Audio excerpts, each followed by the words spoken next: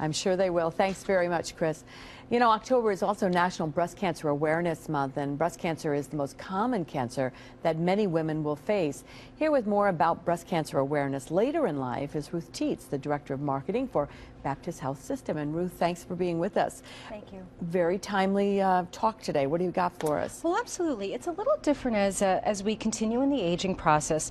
So if you're 60 and above, you have a 1 in 29 chance of being diagnosed with breast cancer. So remember your ABCs.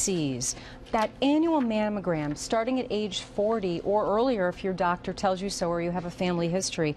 Breast awareness. You know your own body better than anyone, so make sure you do those regular self-breast exams. And those clinical breast exams are so important. Get that clinical breast exam and that mammogram. Early detection is really the key here. Are the risk factors any different for, say, a woman over 50?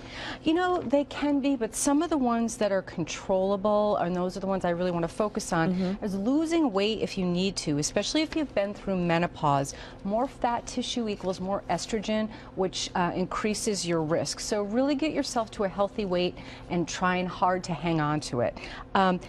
Diet, the food that we eat, is suspected as a factor. So really try to eat a little bit cleaner as you age. Fruits and vegetables, more food that's not processed. We were just talking about that. You and I said, I just this weekend bought apples and pears to have them in the house because I feel myself kind of sliding back and not eating as healthily as I should. It's easy to, so being prepared, like you said, is key.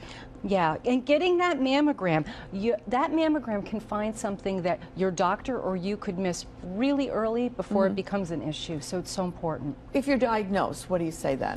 Well, there's so many types of treatment. They're varied depending on if you are on other medication. As we age, we might have more what are called comorbidities, more health issues. So really finding a doctor that you connect with and you trust and you feel confident in, and then going and creating that treatment program from there is so important. And I bet a lot of times, even if you just talk it over with friends who have gone through it, they would have great advice for you or great ideas on a doctor that maybe they're really taken with that might be helpful. Absolutely, okay. Yeah. Being very vocal about it and knowing it's a very, very curable form of cancer and being aware, that's what this month is all about. All right, you. Ruth, thank you so much for that. And if you'd like more information about Baptist Health Nursing and Rehabilitation Center, you can call 370-4700 online. It's bapthealth.com or on Facebook.